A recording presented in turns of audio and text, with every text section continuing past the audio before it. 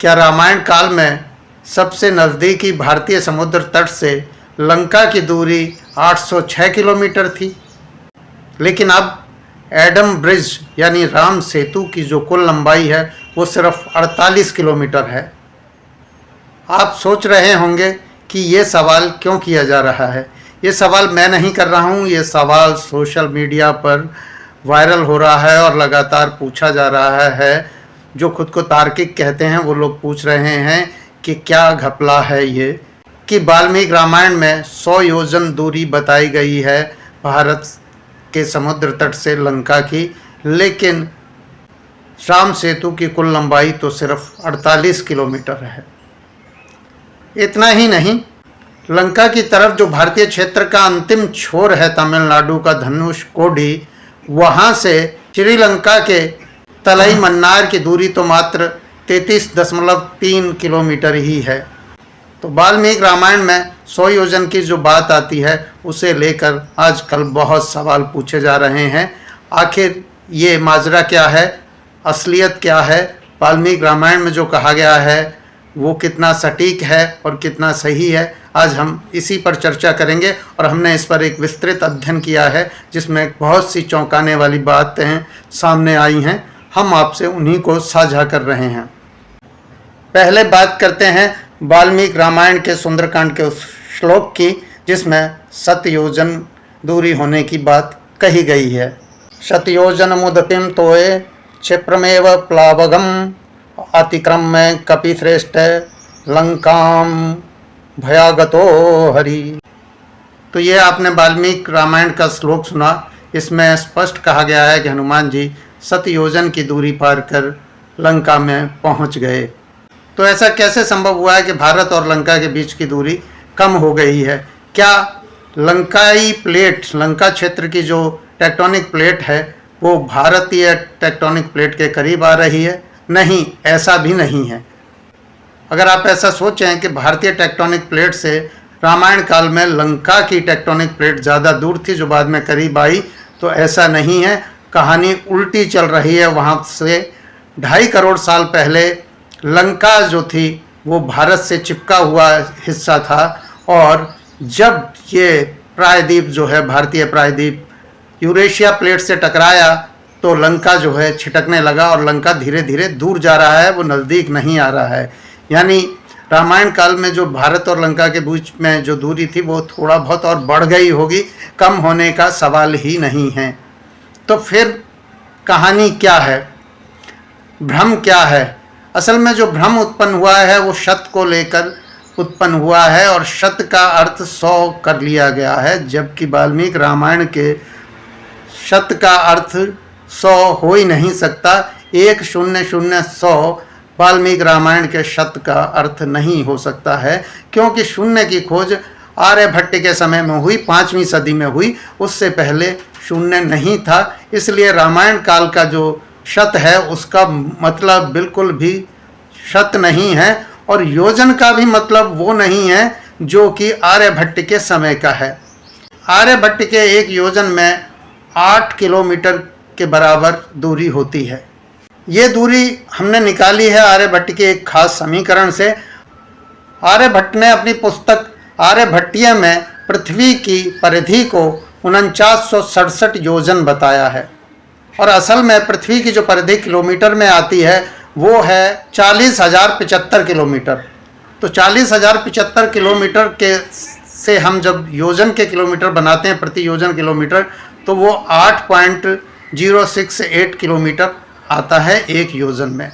तो आर्यभट्ट की जो दूरी गणना है उसमें योजन का अर्थ 8.06 किलोमीटर है, लेकिन वाल्मीकि रामायण की समय दूरी को इस तरह से नहीं नापा जाता था, और वैदिक काल में भी इस तरह से नहीं नापा जाता था, क्योंकि ना तो तब शून्य था और ना ही दशमलव प्रणाली थी। ये दोनों चीज़ें आर्यभट्ट के साथ आई हैं और आर्यभट्ट ने इन्हें खोजा और उनके बाद में प्रचलित हुई हैं। इसलिए कुछ शब्दों के अर्थ भी जो है वो बदल गए हैं। अगर हम वाल्मीकि रामायण के शब्द शत योजन का सही अर्थ समझना चाहते हैं तो हमें पहले इन दोनों शब्दों को समझना होगा कि प्राकृत में और संस्कृत में इन दोनों शब्दों के क्या मायने हैं।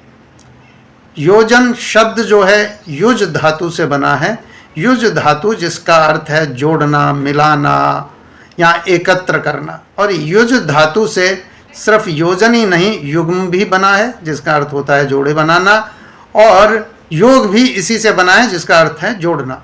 तो प्राचीन काल में जब गिनती नहीं थी और गिनती की जगह वाक्यों या शब्दों का इस्तेमाल होता था, दूरी को नापने के लिए, दो चीज़ों के अंतर को नापने के लिए और इस तरह की और चीज़ें जहां आज हम गिनती का इस्तेमाल करते हैं, उस समय उनके लिए शब्द होते थे बताने के लिए या वाक्य हुआ करते थे। तो योजन जो था वो भी एक खास वाक्य था प्राचीन काल में, जिसका संबंध युग्म से था। प्राचीन काल में सुरक्षा के लिए, अन्य जानवरों पर, खतरनाक जानवरों पर नज़र रखने के लिए, दुश्मनों पर नज़र रखने के लिए एक खास रणनीति या योजना मानव बस्तियों में बनाई जाती थी। वे जंगलों में और मैदानों पर दो लोगों को इतनी दूरी पर तैनात करते थे कि उन्हें एक दूसरे के सांकेतिक भाषा सुनाई दे, यानी कोई खतरा आने पर अगर वो एक किनारे से आवाज़ दें तो दूसरे किनारे तक पहुंच जाए, और दूसरे किनारे से तीसरे को पहुंच जाए, तीसरे से चौथे को पहुंच जाए। और इस तरह से जो पूरी घेराबंदी की जाती थी, वो जो योजना होती थी वो एक योजन होती थी, और जिसमें बहुत सारे युग्म होते थे। तो योजन उस समय दूरी को नापने की सबसे बड़ी इकाई थी। और जब शत योजन की बात की जाती है तो शत जो शब्द था, शत का अर्थ 100 नहीं था। शत का अर्थ था जो बार बार रिपीट हो, यानी बार बार आए फिर भी उसका पार ना पाया जाए, एक अनिश्चित संख्या के लिए शत था। शत तब कोई निश्चित संख्या नहीं थी, ये एक अनिश्चित परिमाप के लिए था कि भाई इतनी दूरी है कि योजन जो है उसमें बार बार आ जाए, यानी शत का अर्थ उस समय में बार बार था, जो कि आज भी अपने मूल रूप में इस्तेमाल होता है। जब हम कहते हैं कि शत शत प्रणाम, तो इसका अर्थ ये नहीं है कि 100 नमस्कार, इसका अर्थ है कि आपको बारंबार प्रणाम। तो वो बारंबार जो था वो शत जो है अभी उस वाक्य में तो मौजूद है हूबहू जो प्राचीन काल में था, लेकिन बाकी जगह हमने गणना में उसको 100 कर लिया है, और वो आर्यभट्ट के बाद में हुआ है। आर्यभट्ट ने भी शत संख्या इसलिए कहा, 100 संख्या इसलिए कहा कि जहाँ से गिनती अपना एक पड़ाव पूरा कर लेती है और उसके बाद बार बार जो है अंकों के स्थान को बदलते हुए वो वहाँ से रिपीट होती है, यानी बार बार वही प्रक्रिया दोहराई जाती है। तो इस तरह से शत से सहस्त्र तक वो प्रक्रिया दोहराई जाती है, और फिर एक डिजिट और बढ़ने के बाद फिर प्रक्रिया दोहराई जाती है कोटि तक। तो इस तरह से शत का अर्थ 100 जो है तब हुआ जब आर्यभट्ट ने 1 के साथ 2 शून्य के साथ इसको प्रदर्शित किया। उससे पहले शत का अर्थ 100 नहीं था। तब योजन की दूरी 8 किलोमीटर थी, ये भी नहीं था।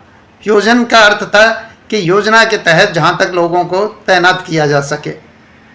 तो वाल्मीकि जब ये कहते हैं कि लंका की दूरी भारत से जो है वो हनुमान जी 100 योजन तय करके गए हैं, तो इसका अर्थ ये नहीं है कि वो 100 योजन यानी 806 किलोमीटर तय करके गए हैं, बल्कि इसका अर्थ है कि वो इतनी दूर चले गए जिसमें हम अगर योजन से लोगों को खड़ा भी करें तो बार बार न जाने कितनी बार हमें इस तरह से खड़ा करना पड़ेगा, तब वो युगम बनेंगे, तब वो संपर्क बनेगा, तब वो जोड़ बनेगा।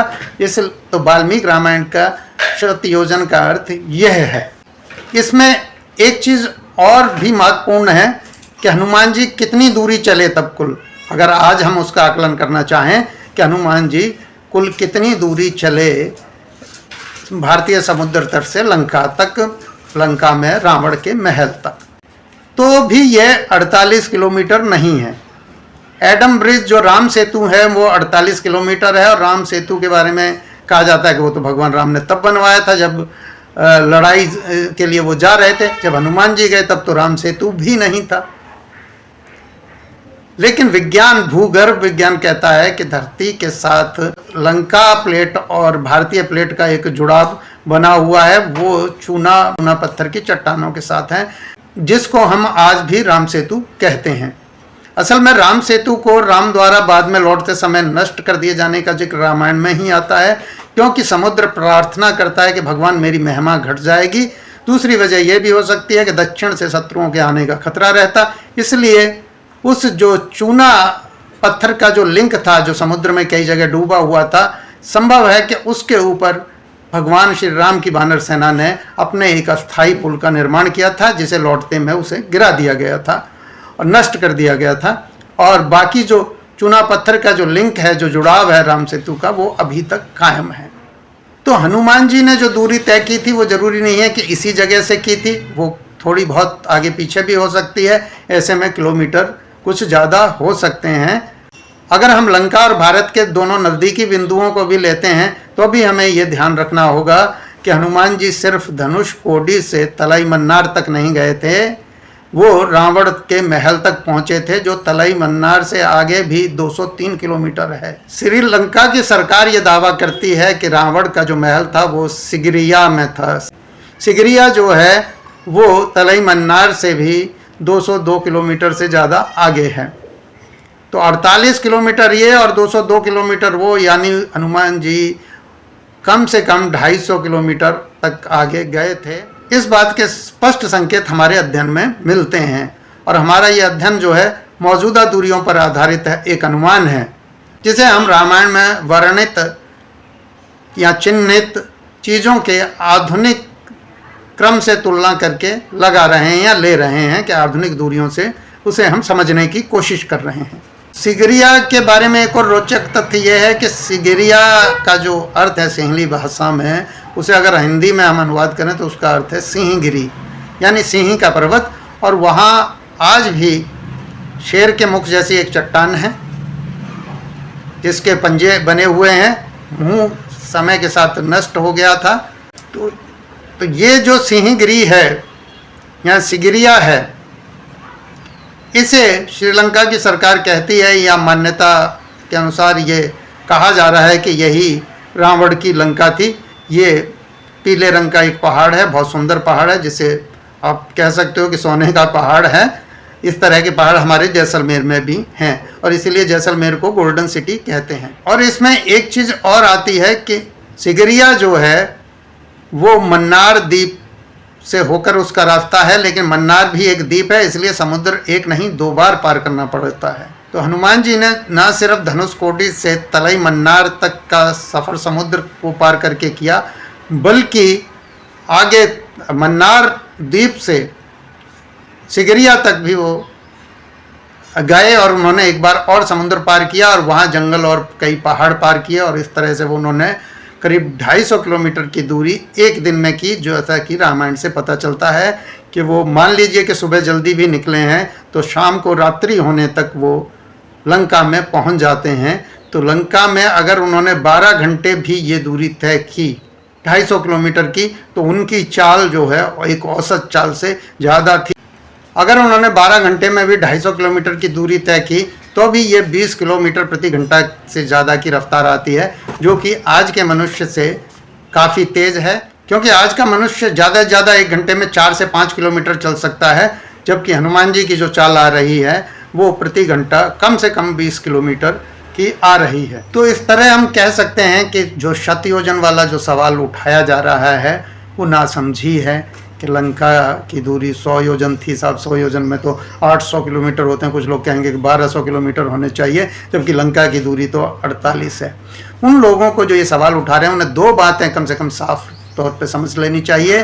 पहली बात ये है कि हनुमान जी सिर्फ राम सेतु वाली जगह कोई पार करके नहीं गए थे, वो सिंहगिरी तक गए थे जहाँ रावण का महल था, वो उस जगह से भी 203 किलोमीटर आगे है। और दूसरी बात यह है कि रामायण काल में जब शून्य की खोज ही नहीं हुई थी तो सत का मतलब 100 कैसे हो सकता है, ठीक है। और योजन का मतलब भी तब 8 किलोमीटर भी नहीं था। योजन का मतलब तब योजना से था, जो युग्मों की योजना बनाई जाती थी, नगर की, गांव की प्रतिरक्षा के लिए, मानव आबादियों की प्रतिरक्षा के लिए, उसे एक योजन माना जाता था, जिस दूरी का लोगों को अंदाजा था। और ये एक वाक्य था, योजन एक वाक्य था कि हाँ आप एक योजन कर लीजिए, मतलब लोगों को तैनात कर दीजिए इतनी दूरी तक ताकि चारों ओर परिधि में रक्षा हो जाए।